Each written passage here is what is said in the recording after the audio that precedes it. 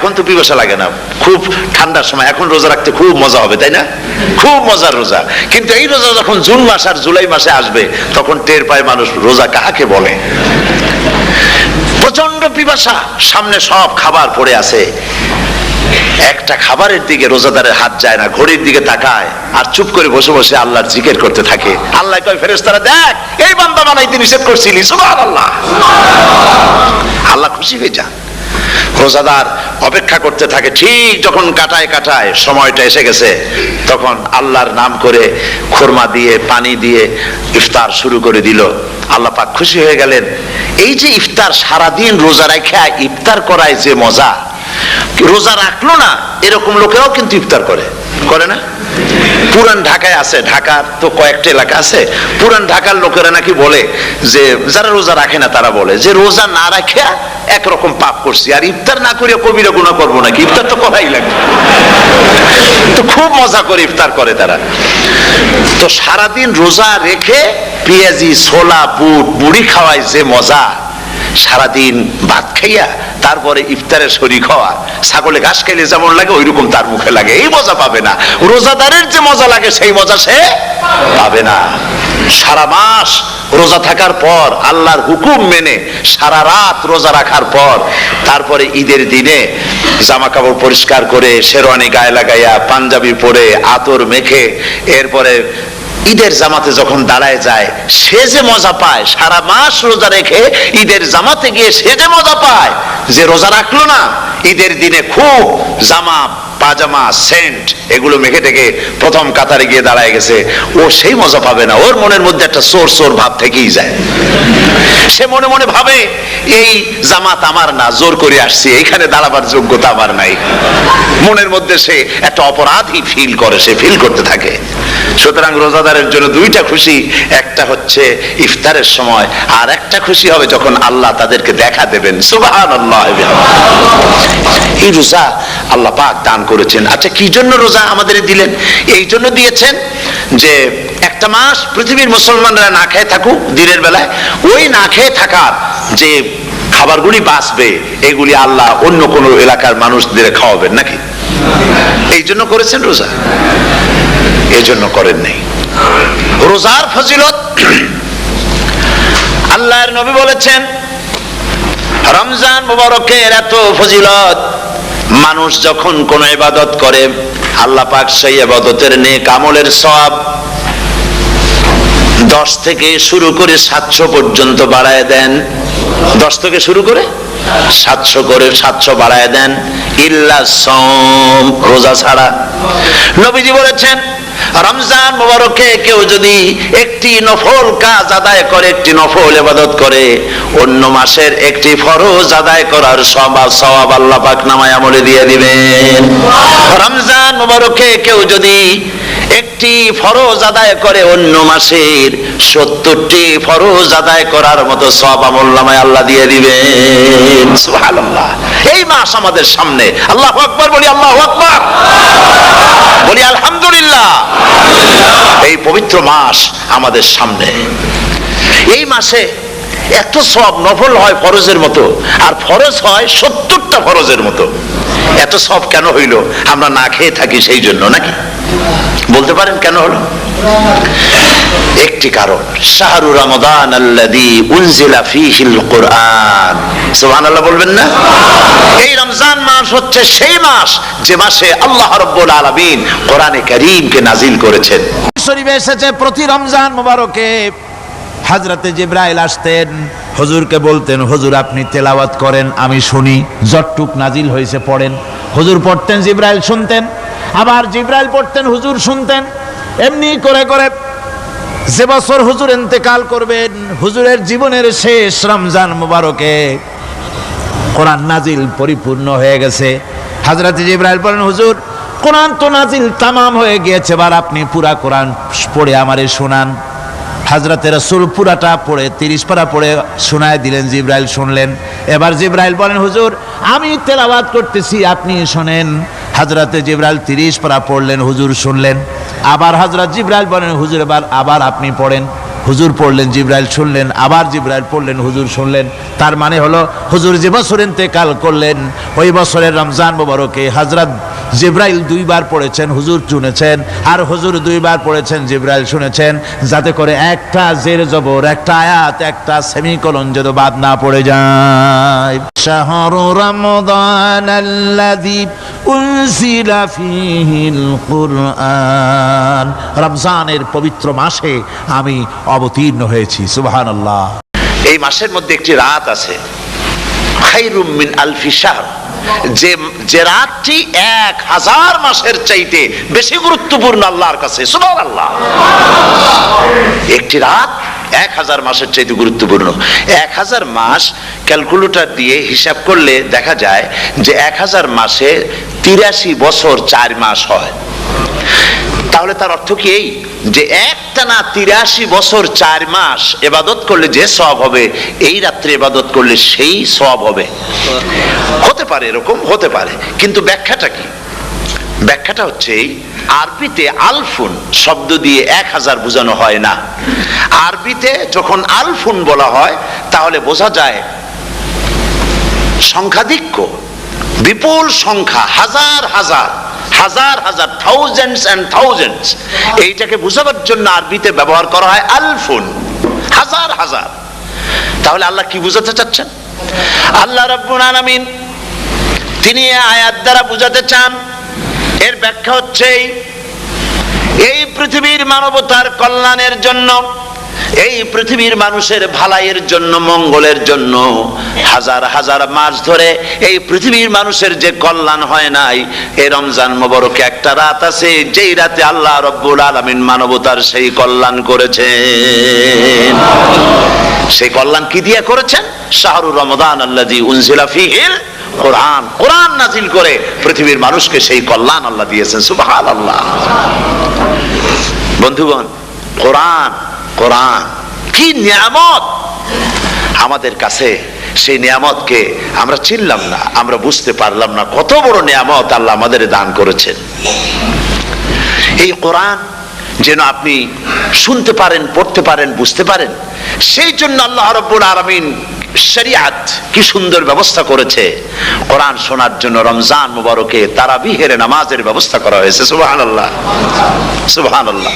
যারা সব সময় পড়তে পারেন না, কোরআন তেলাওয়াত জানেন না, অথবা সারা বছরও এক খতম কোরআন শরীফ পড়া হয় না, শরিয়াত কি সুন্দর বিধান করলো যে আপনি যেন 30 পারা কোরআন শরীফ শুনতে পারেন। এই ব্যবস্থা তারাবিহের নামাজের মধ্যে শরিয়াত করে দিয়েছে। আলহামদুলিল্লাহ, আলহামদুলিল্লাহ। যাদের টাকা কড়ি আছে আমি তাদেরকে অনুরোধ করব, যদি পারেন তাহলে মেহেরবানি করে রমজান মোবারকে উমরা পালন করবেন। আমি উমরার নিয়ত করে এসেছি, ঢাকা থেকে উমরার নিয়ত করে এসেছি, আপনাদেরকে দেখে গেলাম। আর আমি এখান থেকে ডাইরেক্ট মদিনা মুনাওয়ারায় চলে যাব ইনশাআল্লাহ।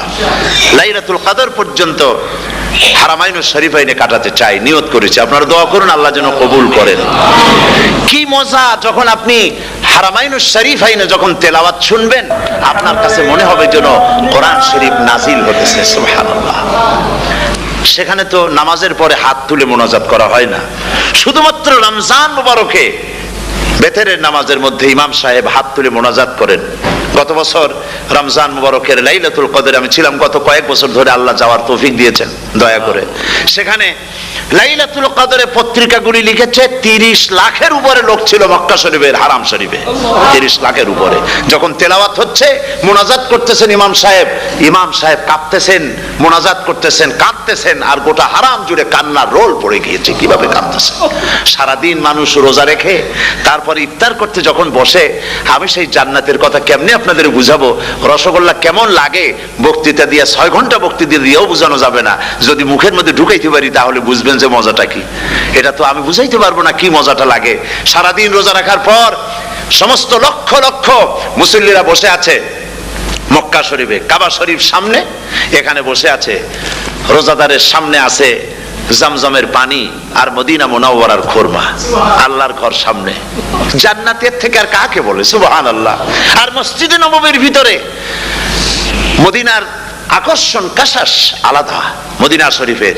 আপনাকে যদি পাইয়া যায় কোনো আরব, কোনো মাদিনী, আপনারা ছাড়বেই না, আদর করে পাশে বসাবে, তোমারে আমি এই জিনিস খাওয়াবো, এইটা দিয়ে ইফতার করাবো, আমার কাছ দিয়ে তুমি উঠতেই পারবে না, আপনাকে জোর করে বসায় দিবে মসজিদে নববীতে রিয়াদুল জান্নাহ রাসূল করিম সাল্লাল্লাহু আলাইহি ওয়াসাল্লামের কবর শরীফের কাছে বসে আপনি ইফতার করতেছেন, কত বড় নসিব। সেই জন্য আমি বলি হলিডে করার জন্য আমেরিকা, সিঙ্গাপুর, হাবিজাবি এই সমস্ত ঘুরে কোনো লাভ নাই। হলিডে করতে চান, রমজান মুবারকে চলে যান হারামাইনুশ শরীফাইন, মদিনা আল মুনাওয়ারা, মক্কা আল মুকাররমা, কপাল খুলে যাবে, জিন্দেগীর সমস্ত গুনাহ খাতা আল্লাহ পাক maaf করে দিবেন। রাসূল করিম সাল্লাল্লাহু আলাইহি ওয়াসাল্লাম বলেছেন, রমজান মুবারকে যে উমরা করলো সেজন্য হজ আদায় করলো, সুবহানাল্লাহ। অন্য রিওয়ায়াতে এসেছে যে ব্যক্তি রমজান মুবারকে উমরা করলো সেজন্য আমার সাথে হজ আদায় করলো, সুবহানাল্লাহ বিহামদিহি। তো বলতেছিলাম যে কোরআনে কারীম হচ্ছে একটি বিরাট নিয়ামত, এই নিয়ামত শোনানো হয় রমজান মুবারকে। আমি এবার এসে খুব খুশি হলাম একথা শুনে যে ইস্ট লন্ডন মসজিদ তারা একটা ব্যবস্থা করেছে, সুন্দর একটা রেডিও তারা আবিষ্কার করেছে, না কি করছেন আপনারা? ট্রান্সমিটার তৈরি করেছেন, ওনারা ওখানে রেডিও বিক্রি করেন। আপনারা বহুটা খরচ করেছেন, তারা হাজার হাজার পাউন্ড খরচ করে টাওয়ার বানিয়েছেন এবং একটা ফ্রিকোয়েন্সি তারা নিজেরা নিয়েছেন, আর রেডিওগুলি 125 পাউন্ড করে ওনারা দিচ্ছেন খরচ হিসেবে। এটা যারা নিয়ে যায় ঘরের মধ্যে বসে তারাবিহের তেলাওয়াত তারা শুনতে পাবেন। মহিলারা অনেক সময় আসতে পারেন না, মহিলারা ঘরে বসে শুনতে পারবেন। ওই ইস্ট লন্ডন মসজিদে যত ওয়াজ হবে, তেলাওয়াত হবে, নামাজ হবে, আজান হবে, ওয়াজ হবে, জিকির হবে, সব আপনার ঘরে বসে আপনি শুনতে পারবেন। আল্লাহ রাব্বুল আলামিন এই ইকদামকে, এই পদক্ষেপকে আল্লাহ কবুল করুন, সবাই বলেন আমিন। এবং প্রত্যেকের ঘরে ঘরে এই রেডিও পৌঁছে যাক, আমরা বলি আমিন। আল্লাহ যেন কবুল করেন। আপনি ঘরে বসে মসজিদের সমস্ত প্রোগ্রাম পেতে পারবেন। আর কি সুন্দর সেখানে যিনি তেলাওয়াত করেন, আজান দেন, আলহামদুলিল্লাহ, তার আজান শুনলে পরে তো মনে হয় যে আমি মক্কা শরীফে চলে গেছি, মদিনায় চলে গেছি। আর তেলাওয়াত কত সুন্দর, আলহামদুলিল্লাহ, আল্লাহ তার প্রতি রহম করুন, আমরা বলি আমিন। সুতরাং বলতেছিলাম যে এই পবিত্র রমজানুল মুবারক এটি কি, জিনিসটা কি, জিনিসটা বোঝাবার জন্য আমি বলি, যেমন এই ঘড়িটা এটা কেনার পর 2-1 বছর পর এটা ফাস্ট হয় অথবা কি হয়, স্লো হয়ে যায়। তখন এটাকে সারার জন্য আমরা হসপিটালে দেই। হসপিটাল মানে লন্ডন হসপিটাল না, ঘড়িরও হসপিটাল আছে, তো ঘড়ির হসপিটালে দিলাম। ওরা এটাকে দেখে শুনে ওয়াইলিং করে টরে দিল ঠিক মতো। একবার যদি ঠিক করে দিল, আবার আমার 1-2 বছর চললো, আর কোনো ডিস্টার্ব করবে না, ঠিক কিনা? আপনার গাড়ির ইঞ্জিন যদি কোনো রকমের অসুবিধা করে, তাহলে গাড়ির ইঞ্জিনকে ওভারহোলিং করতে হয়, ইঞ্জিন ডাউন দিতে হয়। একবার যদি ইঞ্জিন ডাউন দিলেন, ওভারহোলিং করলেন, তাহলে আপনার এই গাড়ি 5-6 বছরের জন্য আর হাত দিতে হবে না। এই কথাগুলি বুঝতে পারছেন কিনা? সারা জীবন, সারা মাস অন্যায় করার পরে, গুনাহ করার পরে মানুষের অন্তঃকরণে কালিমা লেগে যায়।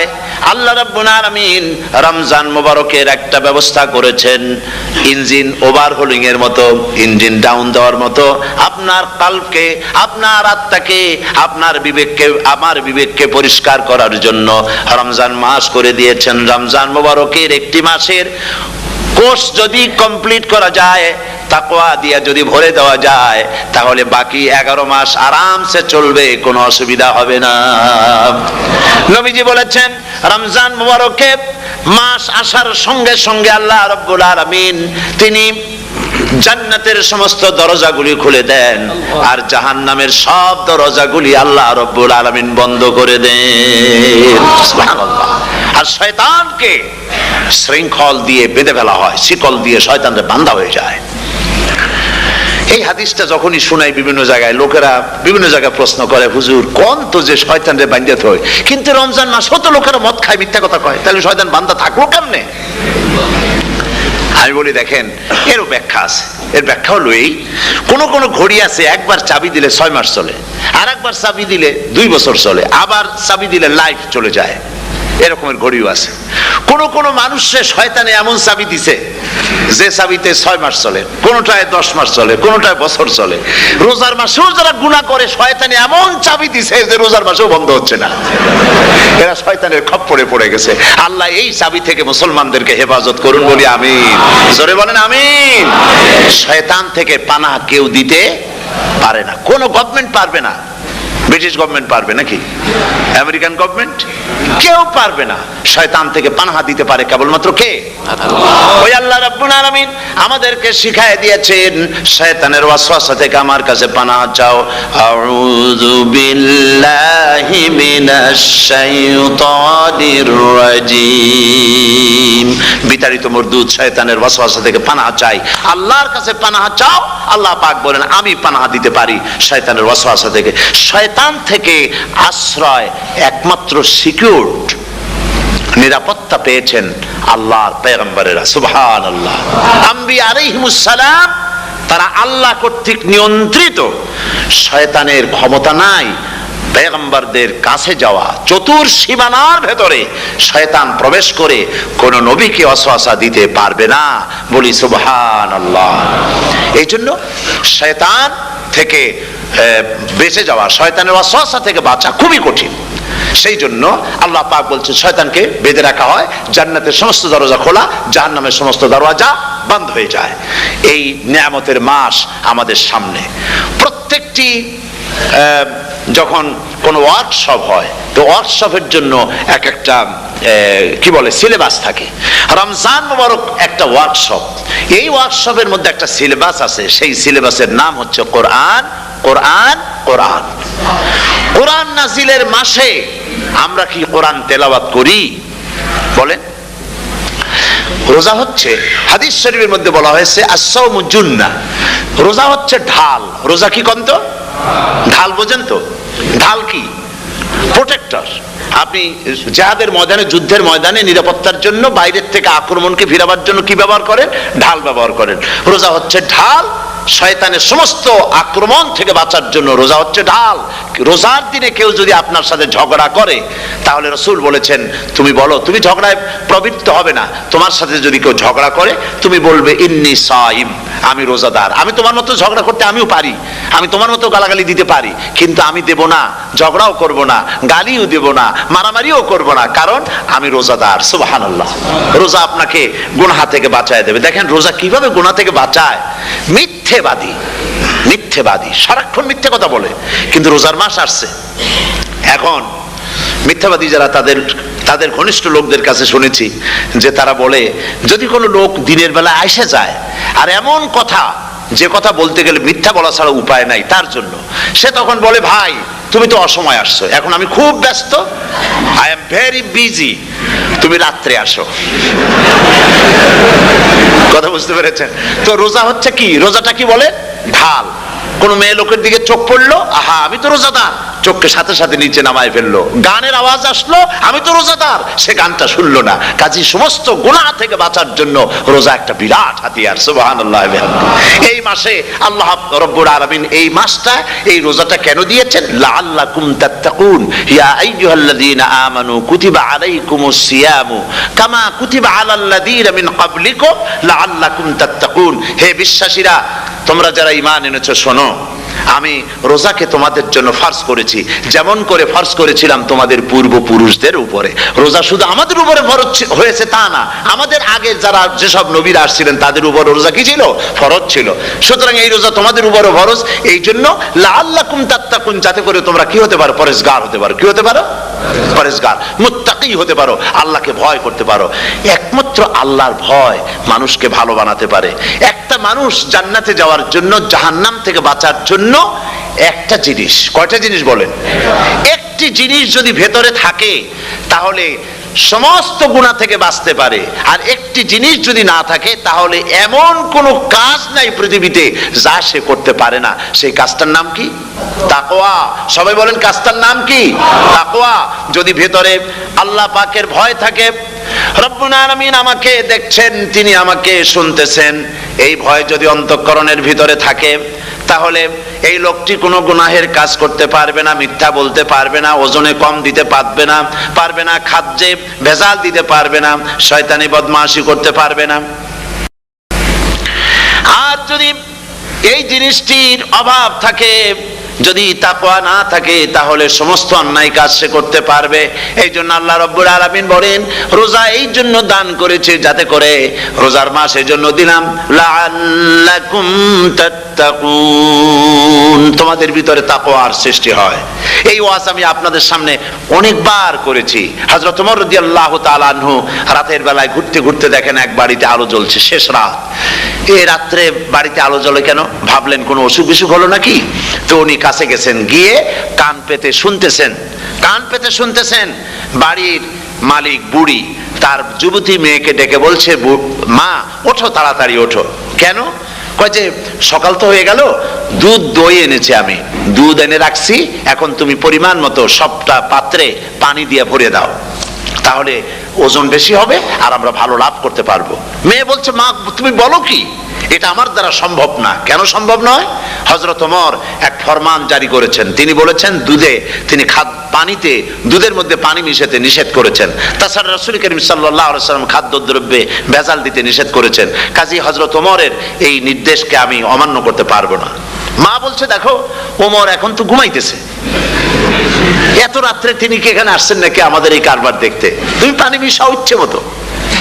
মেয়ে বলছে, মা হযরত ওমর ঘুমাতে পারেন, তার পুলিশেরা, তার গোয়েন্দা বিভাগের লোকেরা ঘুমাতে পারেন, হযরত ওমরের চোখকে ফাঁকি দেওয়া যাবে, হযরত ওমরের পুলিশকে ফাঁকি দেওয়া যেতে পারে, কিন্তু আল্লাহ রাব্বুল আলামিনের চোখকে ফাঁকি দেওয়া যাবে না। আমার পক্ষে সম্ভব নয়, আমি দুধে পানি মিশাতে পারবো না। হযরত ওমর রাদিয়াল্লাহু তাআলা চলে গেলেন, গিয়ে তার ছেলেকে ডেকে বললেন, ছেলে আমি তো এখন বুড়া হয়ে গেছি, আমার বিয়ের বয়স নাই, আমি একটা মেয়ের খোঁজ নিয়ে আসছি, যদি আমার বয়স থাকতো এই মেয়েটার আমি বিয়ে করতাম। সুবহানাল্লাহ, সুবহানাল্লাহ। এই মেয়েটা তুমি খোঁজ নাও, যদি বিয়ে না হয়ে থাকে তুমি প্রস্তাব দাও বিবাহের। কি সৌন্দর্য তিনি দেখলেন মেয়েটার মধ্যে, স্বাস্থ্য, রূপ, যৌবন, কি দেখলেন? তাকওয়া। জোরে বলেন না, কি দেখলেন? তাকওয়া। এই তাকওয়া তিনি দেখলেন। এই তাকওয়ার উপরে ভিত্তি করে আমিরুল মুমিনিন, অর্ধেকটা পৃথিবীর প্রেসিডেন্ট, খলিফাতুল মুসলিমিন, আমিরুল মুমিনিন হযরত ওমর তার ছেলের জন্য পুত্রবধূ করে তাকে ঘরে নিয়ে আসলেন। সুবহানাল্লাহ। ফায়দা কি হলো?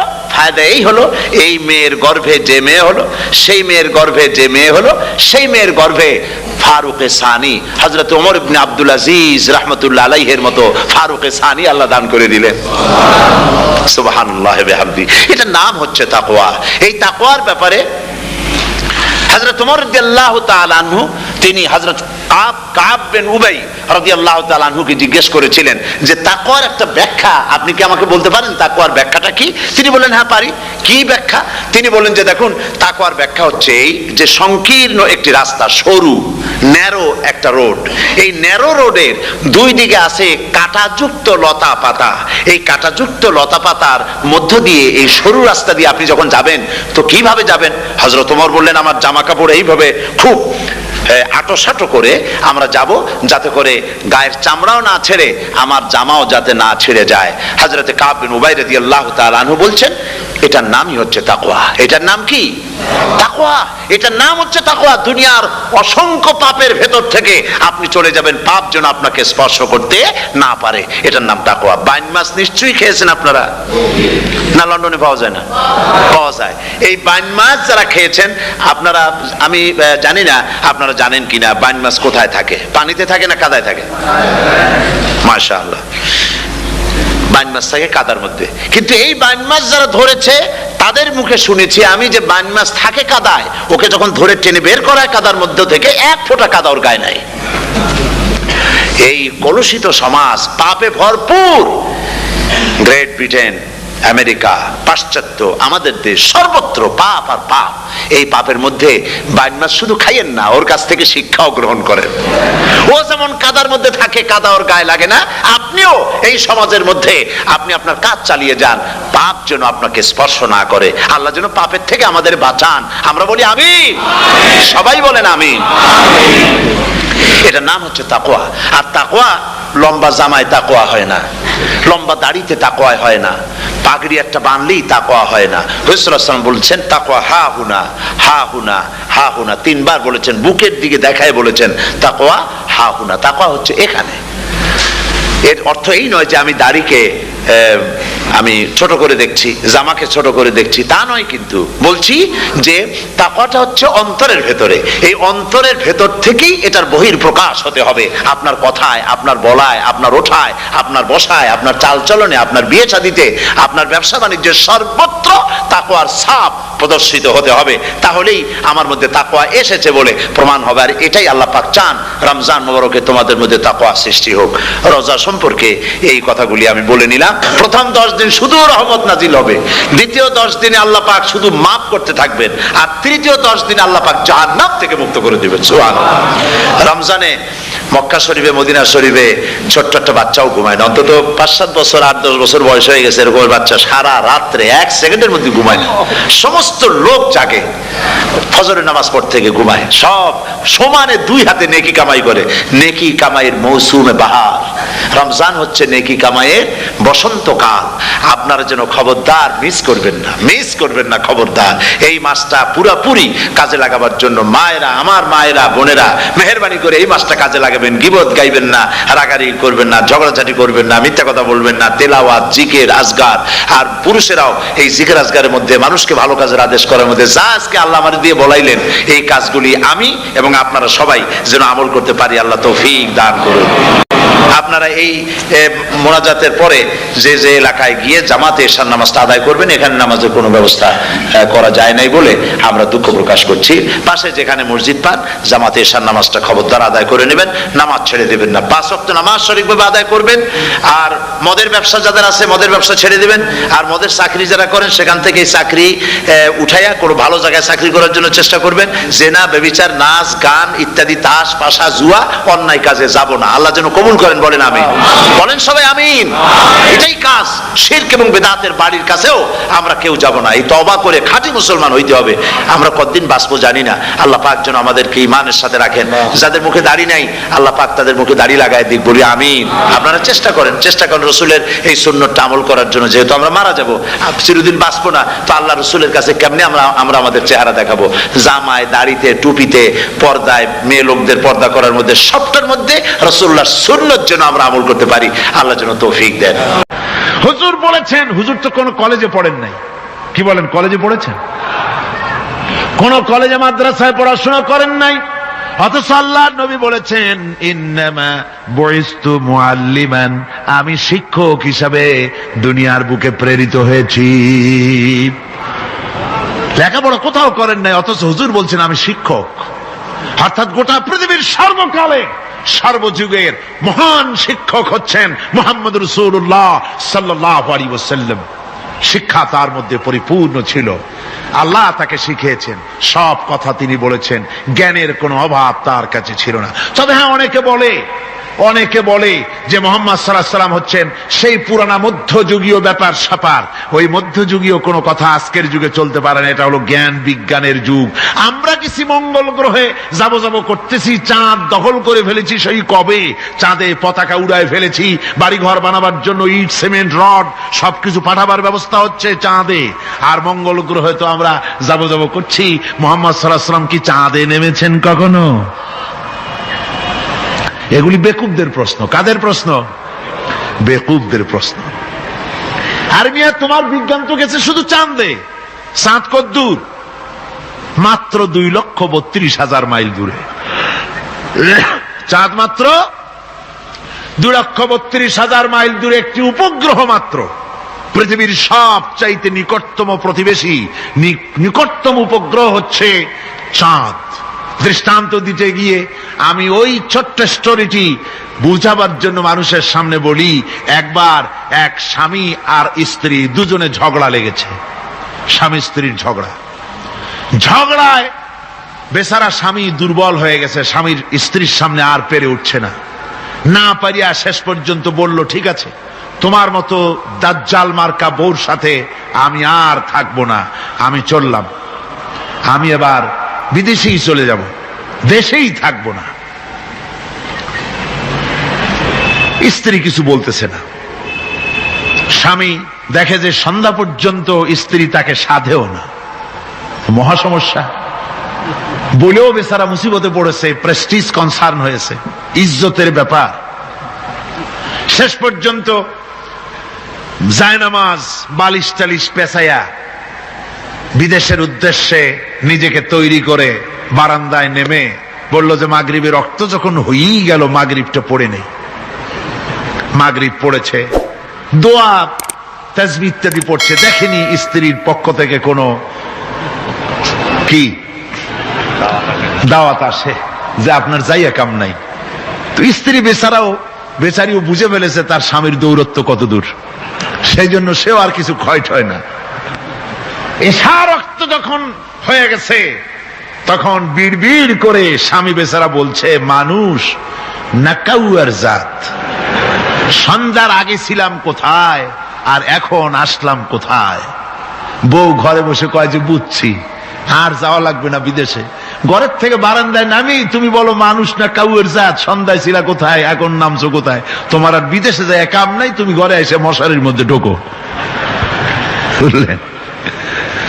তো পৃথিবী থেকে মাত্র 2,32,000 মাইল দূরে চাঁদ, সেই চাঁদে অবতরণ করে বলছে মুহাম্মদ সাল্লাল্লাহু আলাইহি ওয়াসাল্লাম কি চাঁদে গেছে? আরে বেকুব, 2,32,000 মাইল দূরের চাঁদ নয়, 9,30,00,000 মাইল দূরের সূর্য নয়, কোটি কোটি সহস্র কোটি মাইল দূরের গ্যালাক্সি নয়, মিল্কি ওয়ে নয়, সমস্ত তারকারাজি গ্রহ পুঞ্জ সব কিছুকে পেরিয়ে গিয়ে 7 আকাশ ফুড়ে মুহাম্মদ সাল্লাল্লাহু আলাইহি সাল্লাম আরশে আজিম ভ্রমণ করেছেন, যা পৃথিবীর কোন বিজ্ঞানের পক্ষে সম্ভব নয়। সুতরাং মুহাম্মদ সাল্লাল্লাহু আলাইহি সাল্লাম সর্বকালের সর্বযুগের সব ব্যাপারে শ্রেষ্ঠ মহান ব্যক্তিত্ব। এরপরে আল্লাহ রাব্বুল আলামিন বলছেন,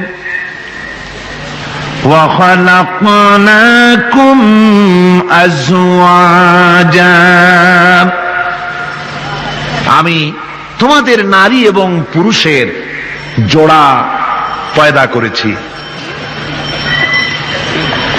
অর্থাৎ এই পৃথিবীতে আল্লাহ রাব্বুল আলামিন মানুষের একটি সেক্স পয়দা করেন নাই, দুটি প্রকার করেছেন, একটি হচ্ছে নারী আর একটি পুরুষ। এই নারী আর পুরুষ আল্লাহ পাকের এটি একটি বিরাট কুদরত। এই নারী এবং পুরুষ সৃষ্টি করে পরস্পরের প্রতি আল্লাহ আকর্ষণ সৃষ্টি করেছেন। দুজনের একের প্রতি অপরের আকর্ষণ আল্লাহ পাক নিজেই সৃষ্টি করে দিয়েছেন।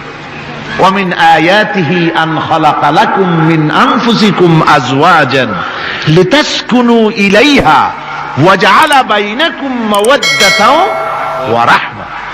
আমার অনেক নিদর্শনাবলীর মধ্যে এটিও একটি নিদর্শন যে আমি তোমাদের থেকে তোমাদের স্ত্রীদেরকে তোমাদের জোড়া পয়দা করেছি।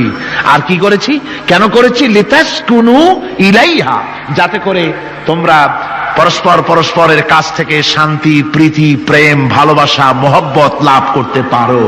এটা আমার নিদর্শন একটি। কিরকম নিদর্শন? ভিন্ন পরিবেশে লালিতা পালিতা একটি মেয়ে ভিন্ন পরিবেশে লালিত পালিত একটি পুরুষের সঙ্গে যখন বিবাহ হয়ে যায়, আল্লাহ রাব্বুল আলামিন বলেন আমি তখন একের প্রতি অপরের মহব্বত আর ভালোবাসা আমি আল্লাহ তৈরি করে দেই। ওই মেয়েটি জানার কথা না, মেয়েটির বাড়ি হচ্ছে লংলা, শ্রীমঙ্গল, বিয়ে হয়েছে দিনাজপুর। দিনাজপুরের লোকেরা বোয়াল মাছ খায় না, কিন্তু এখানের লোকেরা বোয়াল মাছ খুব পছন্দ করে। কথা বুঝতে পেরেছে? এখানে কথাবার্তা এক রকমের, সেখানের কথাবার্তা আর এক রকমের। এই দুইটা মিলাইয়া খিতে হয়েছে তো খিতে হয়েছে। কথা বুঝতে এখন উপায়টা কি?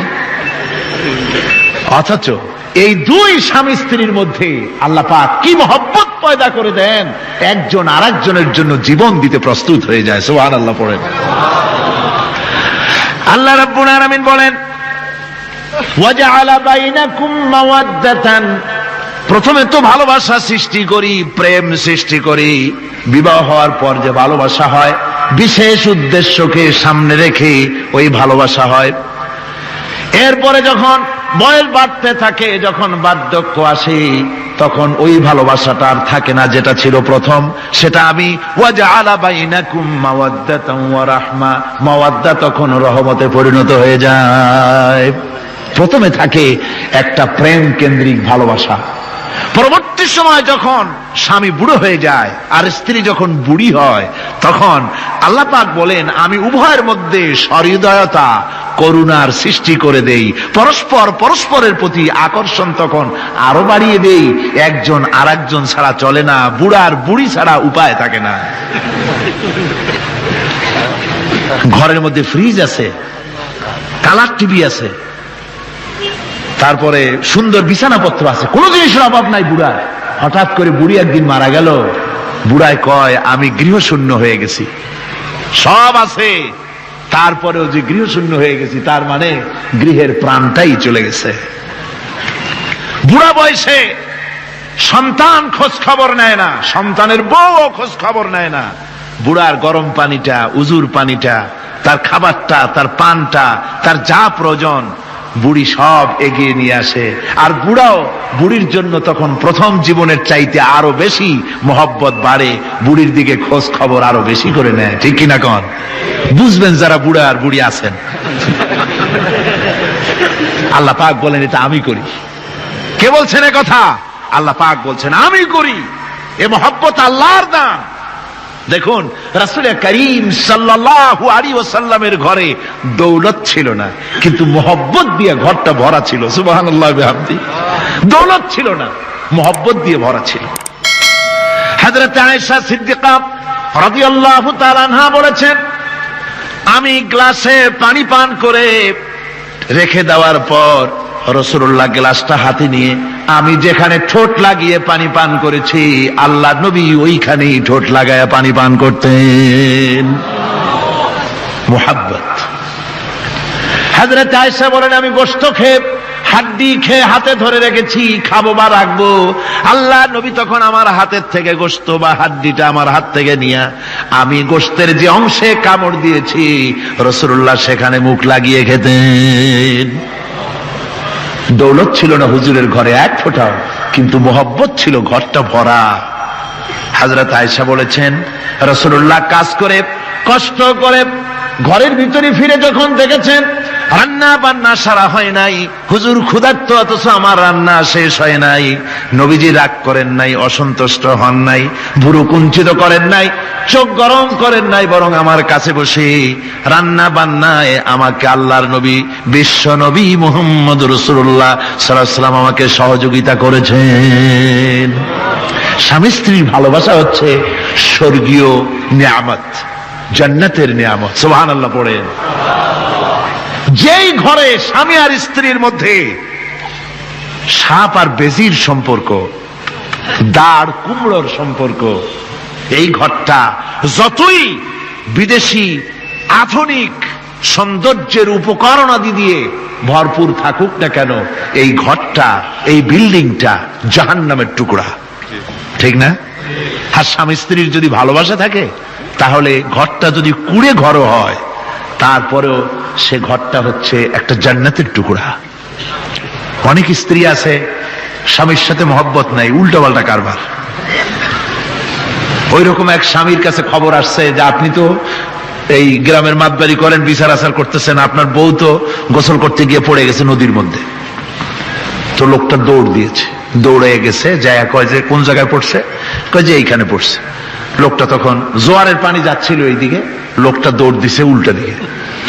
লোকেরা কয় যে মিয়া তোমার বউ পড়েছে এইখান থেকে জোয়ারের পানি এদিকে যায়, তুমি উল্টা দৌড়াও কেন? মাতবার বলছে যে দেখো এটা হচ্ছে আমাদের ইন্টারনাল অ্যাফেয়ার্স, এটা বুঝবা না। এই স্ত্রী সারাটি জীবন আমার উল্টা চলেছে। আমি যদি বলেছি 100, সে বলেছে 335। আমি যদি বলেছি এখন দিনের 12টা, সে বলেছে এখন রাত 3টা 35 মিনিট। সম্পূর্ণ উল্টা সারা জীবন যে চলেছে। সে যে নদীতে পড়ে জোয়ারে গেছে আমি তা বিশ্বাস করি না, উল্টাই গেছে। এই রকমের এক শ্রেণী আছে, স্বামী উল্টা থাকে, স্ত্রী উল্টা থাকে, এরকমও হয়। সুতরাং স্বামী এবং স্ত্রীর মধ্যে মহব্বত আর ভালোবাসা এটি মাবুদের একটি বিরাট নিয়ামত। অন্যের স্ত্রীর দিকে তাকালে কাম ভরে, খারাপ নজরে তাকালে জেনার গুনাহ হবে, হাত দিয়া ধরলে কাম ভাবে জেনার গুনাহ হবে। কিন্তু কোন স্বামী যদি তার স্ত্রীর দিকে প্রেম ভরে ভালোবাসা ভরে তাকায় আর স্ত্রীর হাতকে প্রেম আর ভালোবাসার সাথে যদি স্ত্রীর হস্ত ধারণ করে, কিতাবে এসেছে স্বামী এবং স্ত্রীর উভয়ের সগীরা গুনাহ আল্লাহ রাব্বুল আলামিন মাফ করে দেন। আল্লাহ পাক বলছেন, আমি তোমাদের থেকে তোমাদের জোড়া তোমাদের স্ত্রীদেরকে পয়দা করেছি এবং পরস্পর পরস্পরের প্রতি ভালোবাসা এবং মহব্বত সৃষ্টি করে দিয়েছি। আজকে কথা উঠেছে সমাজে, আজকে কথা উঠেছে নারীর অধিকার নিয়ে। বলা হচ্ছে ইসলাম নারীকে, নারীর অধিকার ক্ষুণ্ণ করেছে। বলে না? বলে কিনা বলেন? আমাদের দেশে এই জন্য নারী পক্ষ, নারী সমাজ, নারী আন্দোলন পরিষদ, তারপরে এরকম অনেক আন্দোলন তারা বানিয়েছে।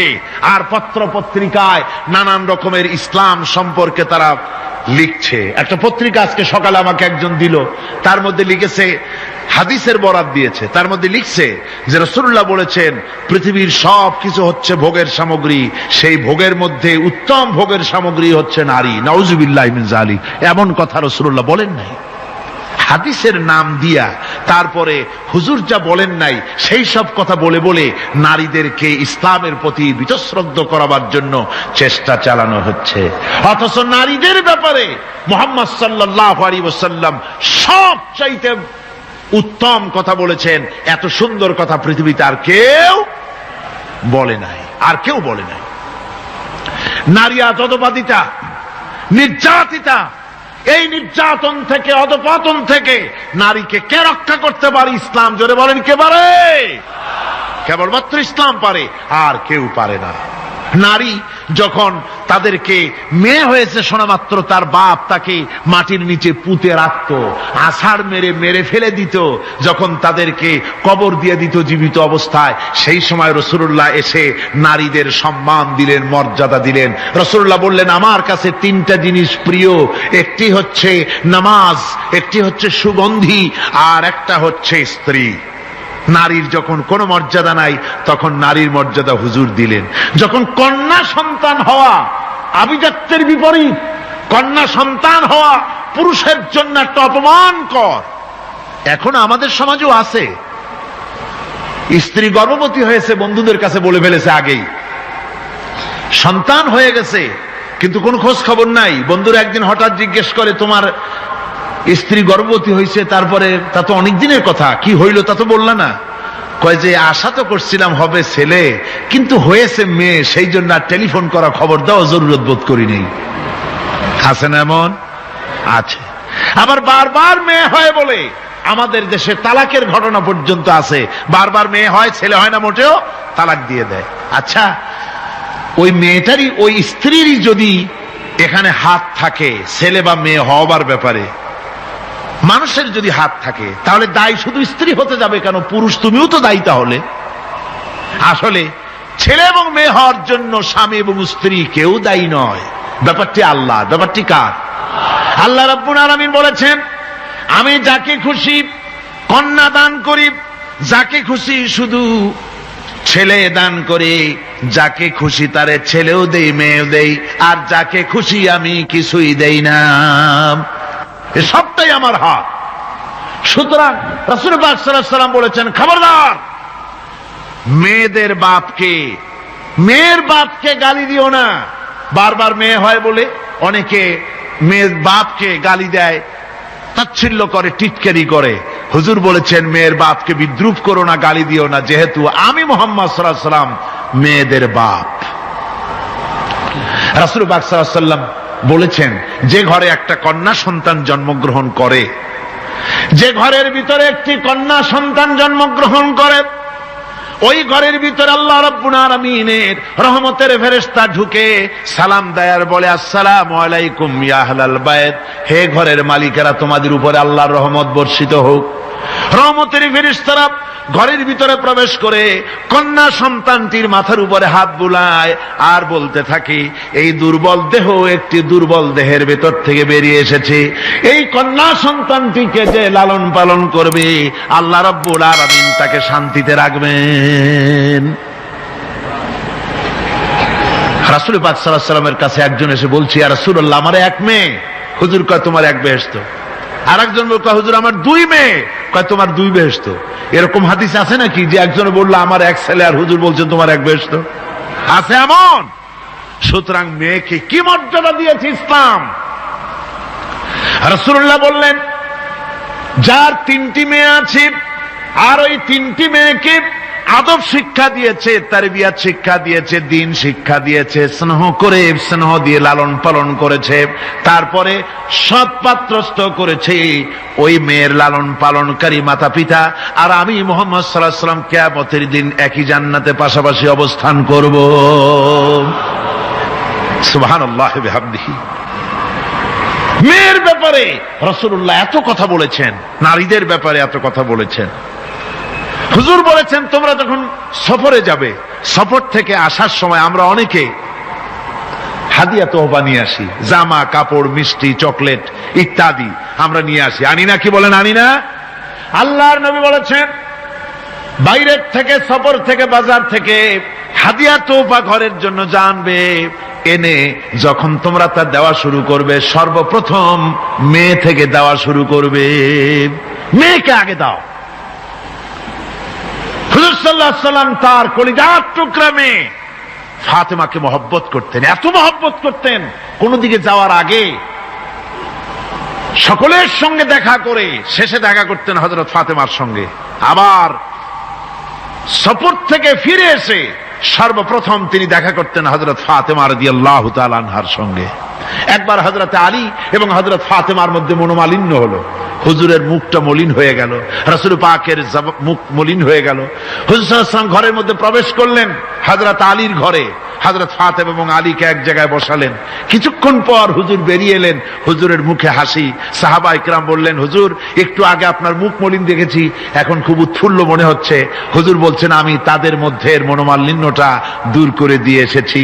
ফাতেমা আমার কলিজার টুকরা, যে ফাতেমাকে ব্যথা দেয় সে আমি মুহাম্মদ সাল্লাল্লাহু আলাইহি ওয়াসাল্লামকে ব্যথা দেয়। রাসূল পাক সাল্লাল্লাহু আলাইহি ওয়াসাল্লাম কন্যাদেরকে এভাবে মর্যাদার কথা বলেছেন। এই কন্যা আস্তে আস্তে যখন বড় হয়ে যায়, যখন বধূ হয়, বধূ হিসেবে তার মর্যাদা ইসলাম কতখানি দিয়েছে, রাসূল পাক সাল্লাল্লাহু আলাইহি ওয়াসাল্লাম কতখানি দিয়েছেন আপনারা লক্ষ্য করেন। হাদিস শরীফ পড়া নাই, জানা নাই বলে আজকে এক শ্রেণীর নারীরা তারা কমিউনিস্টদের খপ্পরে পড়ে, সমাজতন্ত্রের খপ্পরে পড়ে, নাস্তিকদের খপ্পরে পড়ে গোটা মহিলা সমাজকে চেষ্টা করতেছে ইসলাম থেকে দূরে সরাবার জন্য। ঠিক কিনা কও? হযরত আয়েশা বলেছেন, আমি যখন ঘরে কাজ করতেছি, হুজুর বাইরের থেকে এসে দেখেছেন আমার রান্না করতে দেরি আছে, খাবার দাবার এখনো রেডি হয় নাই, হুজুর ক্ষুধার্ত, কিন্তু হুজুর ভুরু কুঞ্চিত করেননি, হুজুর বিরক্ত হননি, হুজুর আমাকে গালমন্দ করেননি, আমার কাছে বসে তিনি আমার রান্নার সহযোগিতা করেছেন। সুবহানাল্লাহি ওয়া বিহামদিহি। জোরে বলেন সুবহানাল্লাহি ওয়া বিহামদিহি।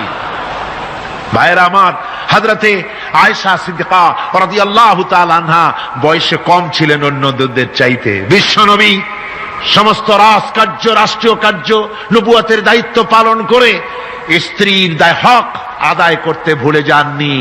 আধো আধো জ্যোৎস্না প্লাবিত রাত রাসূলুল্লাহ হযরত আয়েশাকে বলছেন, চলো আমরা একটু পায়চারি করে আসি বাইরের থেকে।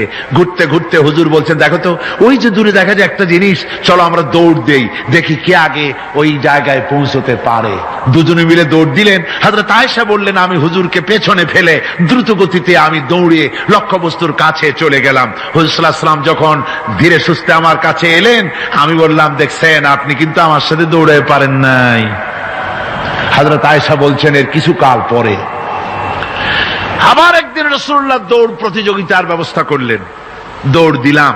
হযরত আয়েশা বলছেন, সেই সময়ের তুলনায় আমার শরীর কিছুটা স্থূল এবং ভারী হয়ে গেছে, আমি দৌড়াইয়া পারলাম না, আমি পেছনে পড়ে গেলাম।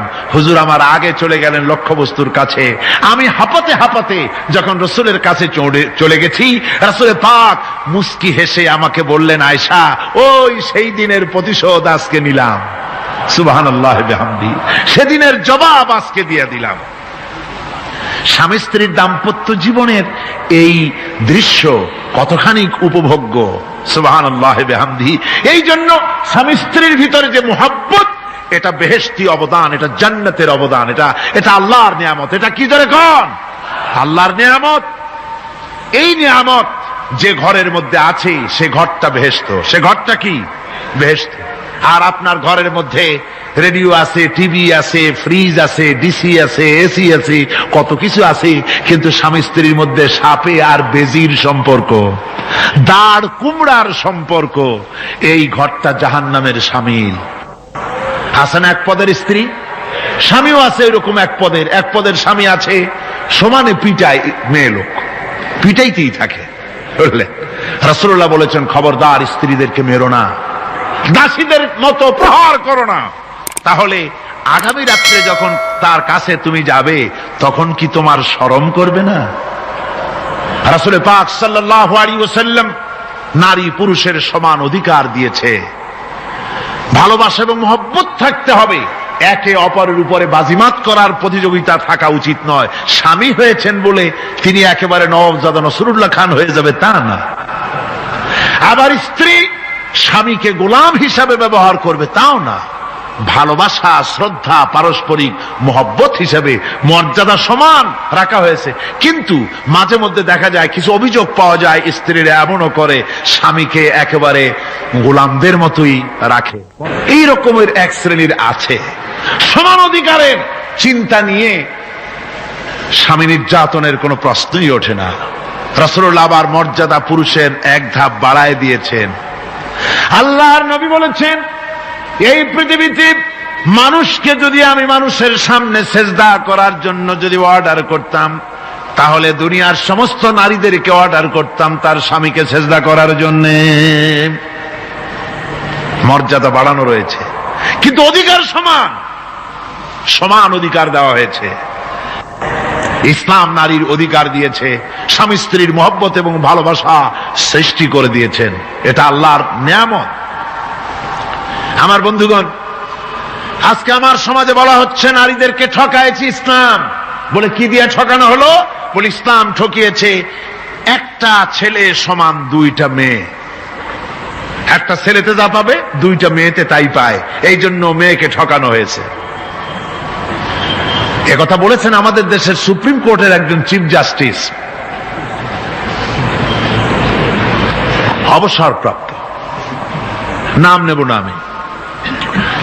তো আমরা এটা শোনার পরে বললাম যে বাংলাদেশ পৃথিবীর দ্বিতীয় বৃহত্তম মুসলিম দেশ, এই দেশের সুপ্রিম কোর্টের চিফ জাস্টিস হয়ে কোরআন সম্পর্কে জ্ঞান এত নগণ্য, এত কম, এত পুর। তার জ্ঞানের এই বহর দেখে আমাদের শুধু করুণাই হয়। কোরআনে কারীমের এক জায়গায় তিনি দেখেছেন এক ছেলে সমান দুই মেয়ে, কিন্তু মেয়েকে যে আরো অনেক জায়গা থেকে দেওয়া হয় তা কি লক্ষ্য করো নাই? ছেলে তো এক জায়গায় পিতার কাছ থেকে বোনের ডাবল পেল, বোনের তুলনায় বেশি পেল এক জায়গায়, কিন্তু বোনকে মেয়েকে অনেক জায়গা থেকে আল্লাহ দেওয়ার ব্যবস্থা করেছেন। এই মেয়ে লোককে পিতার কাছ থেকে পাবে, স্বামীর কাছ থেকে পাবে, ছেলের কাছ থেকে পাবে, ভাইয়ের কাছ থেকে পাবে, মায়ের কাছ থেকে পাবে। 5 জায়গা থেকে পাওয়ার ব্যবস্থা আল্লাহ তাকে করে দিয়েছেন। জোরে বলেন সুবহানাল্লাহ। 5 জায়গা থেকে তার পাওয়ার ব্যবস্থা আছে। এক জায়গায় একটু ছেলেকে বেশি দিয়েছে, দেখি তার চোখ কাড়া হয়ে গেছে। আল্লাহর উপরে কমেন্ট করতেছে, নাউযুবিল্লাহি মিন যালিক। নারীকে ইসলাম সবচাইতে বেশি অধিকার দিয়ে তাকে প্রতিষ্ঠিত করেছে, সবচাইতে বেশি অধিকার তার। সব জায়গায় তাকে প্রতিষ্ঠিত করা হয়েছে। নারীদেরকে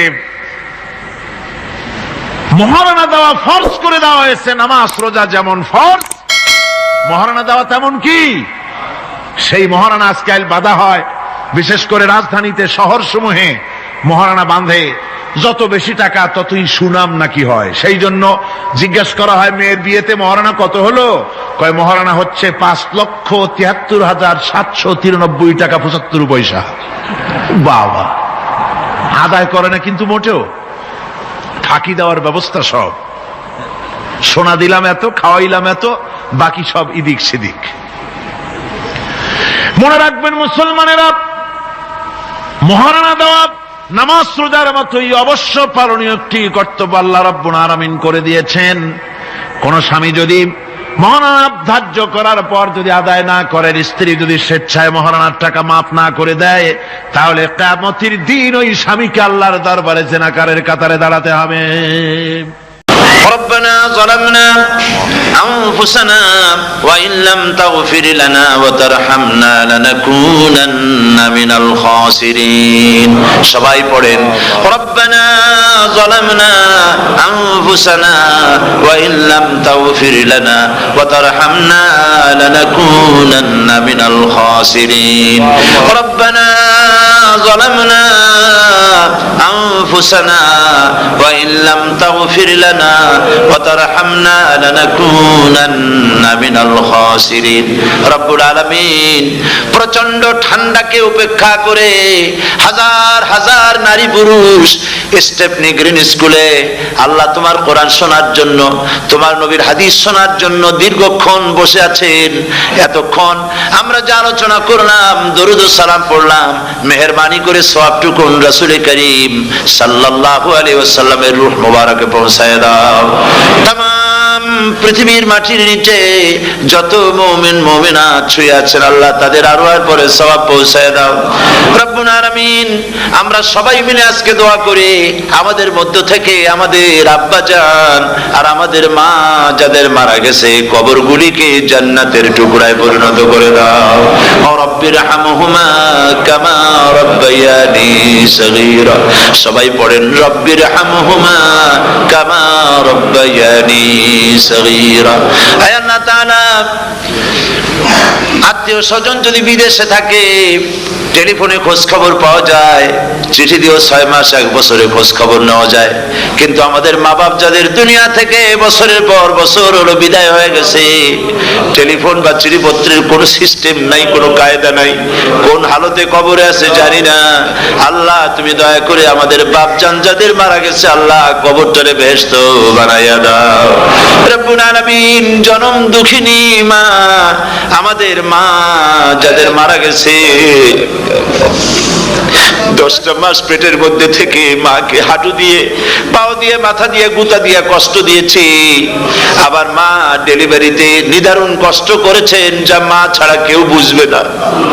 এরপরে 2.5 বছর পর্যন্ত মায়ের বুকের দুধ চুষে চুষে খেয়ে মাকে বিরক্ত করেছি, পেশাব পায়খানা করে মাকে কষ্ট দিয়েছি।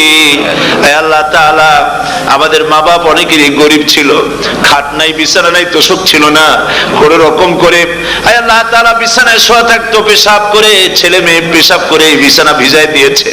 মা নিজে আঁচলটা ভিজা আঁচলের উপরে শুয়ে ছেলেকে মেয়েকে বুকের উপরে করে সারাটা রাত কাটায় দিয়েছে।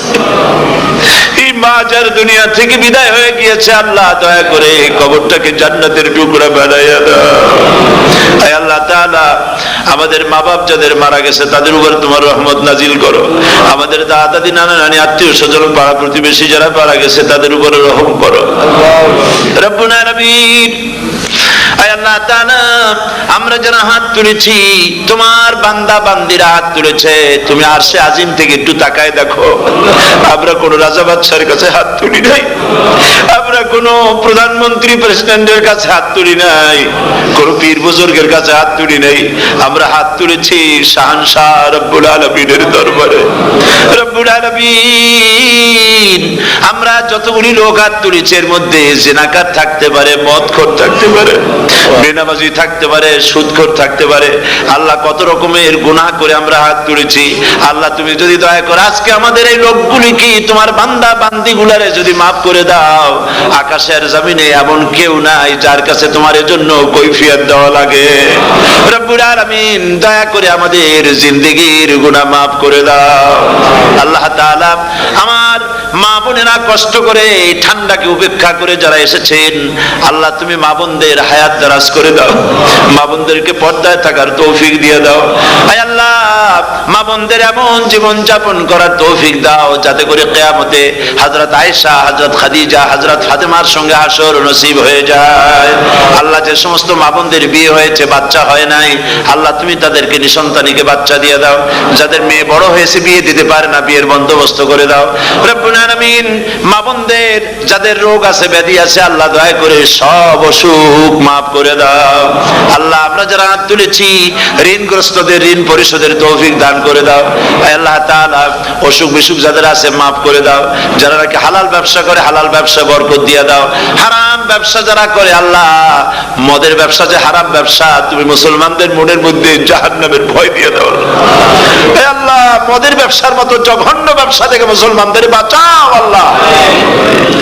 আল্লাহ রব্বুল আলামিন জিনা থেকে বাঁচাও, সুদ থেকে বাঁচাও, ঘুষ থেকে বাঁচাও। এই পবিত্র রমজান মাস আসতেছে, কাদের তুমি মাফ করবে তুমি জানো। আল্লাহ রমজানের বরকত থেকে আমরা যেন মাহরুম না হয়ে যাই। আল্লাহ তোমার বান্দা বান্দি আমরা যারা হাত তুলেছি এমন রোজা রাখার তৌফিক দাও যাতে তুমি খুশি হও বাবু। আমাদের কান্নার তৌফিক দাও।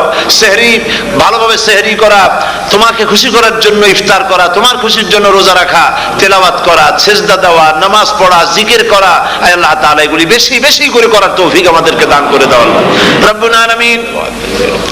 এই মাহফিলের ভিতরে বহু মানুষ আছে জীবনে কাবা শরীফ চোখে দেখে নাই, জীবনে তোমার হাবিবের রওজা চোখে দেখে নাই। আজকে একটা দোয়া করি তোমার কাছে, আমার মা বোনের আর ভাইরা যারা হাত তুলেছে, আল্লাহ তুমি দয়া করে মেহেরবানি করে জীবনে অন্তত একটা বার কাবা শরীফ চোখে দেখার তৌফিক দিয়ে দিও রব্বুল আলামিন। বাংলাদেশ থেকে আমাদের হাজার হাজার লাখ লাখ মুসলমান নরনারী বিদেশে চাকরি করার জন্য ব্যবসা করার জন্য এসেছে। আল্লাহ চাকরি করতে এসে ব্যবসা করতে এসে যেন ঈমান নষ্ট কারো না হয়। আল্লাহ সকলের ঈমান মজবুত রাখার তৌফিক দান করে দাও। আয় আল্লাহ তোমার কাছে একটা দোয়া করি, জাহান্নামের আগুন 3000 বছর বসে উত্তপ্ত করেছো, জাহান্নামের আগুনে আমরা জ্বলতে পারবো না। জাহান্নামের আগুন আমাদের জন্য হারাম করে দাও আল্লাহ। আল্লাহুম্মা আজিরনা মিনান নার। সকলে পড়েন আমার সাথে, আল্লাহুম্মা আজিরনা মিনান নার, আল্লাহুম্মা আজিরনা মিনান নার ওয়া আদখিলনাল জান্নাতা মাআল আবরার। আল্লাহ তাআলা এই মানুষগুলি, এদের সাথে আমার কোনো আত্মীয়তার সম্পর্ক নেই, এদের সাথে আমার কোনো রক্তের সম্পর্ক নাই। এই মানুষগুলি মা বোনেরা ভাইয়েরা আমাকে তারা ভালোবাসেন দ্বীনের জন্য, আমি তাদেরকে ভালোবাসি দ্বীনের জন্য। আল্লাহ এই ভালোবাসা যেন দুনিয়ায় শেষ না হয়, এই ভালোবাসা দিয়ে যেন কিয়ামতের দিন আমরা এক জান্নাতে থাকতে পারি, এই তৌফিক তুমি আমাদেরকে দান করে দিও আল্লাহ তাআলা। तमाम পৃথিবীর মুসলমানদের উপরে তোমার রহমত নাজিল করো, বাংলাদেশের উপরে রহমত নাজিল করো, চেচনিয়া বুজনিয়ার উপর রহম করো আল্লাহ। চেচনিয়ার মুসলমানদের দেখার কেউ নাই তুমি ছাড়া বাবু, তুমি রক্ষা করো। রাশিয়াকে দুর্বল করে দাও, চেচনিয়ার মুসলমানদেরকে আজাদ করে দাও, কাশ্মীরকে আজাদ করে দাও, দুনিয়ার সমস্ত স্বাধীনতাকামী মুসলমানদেরকে স্বাধীন বানায় দাও আল্লাহ তাআলা। নতুন শতাব্দীতে মুসলমানদেরকে আর মেরো না আল্লাহ। আমরা বুঝতে পেরেছি আমরা নাফরমান, সেই জন্য তুমি রাগ করেছো, সেই জন্য তুমি আমাদের মারতেছো, কাফের দিয়ে মারতেছো আল্লাহ। আল্লাহ তুমি আমাদেরকে মাফ করে দাও, নতুন শতাব্দীতে ইসলামের বিজয় দিয়ে দাও আল্লাহ। বিজয়ের আমরা তো আশাও করতে পারি না, যেহেতু আমরা গুনাহগার। সাহাবায়ে কেরামদের সেই কোয়ালিটি আমাদের মধ্যে নাই আল্লাহ। তুমি দয়া করে তোমার হাবিবের সাদকায় নতুন শতাব্দী, ইসলামের শতাব্দী আল্লাহ তুমি দয়া করে বানাই দিও আল্লাহ রব্বুল আলামিন। আমি জানি না কে কোন দুঃখ নিয়ে এখানে এসেছে, আমি সকলকে কয়েক সেকেন্ড ছেড়ে দিলাম, মাথা নিচু করে চক্ষু বন্ধ করে আল্লাহর কাছে আপনাদের মনের কথাটা বলেন, আল্লাহ পাক দোয়া কবুল করবেন ইনশাআল্লাহ।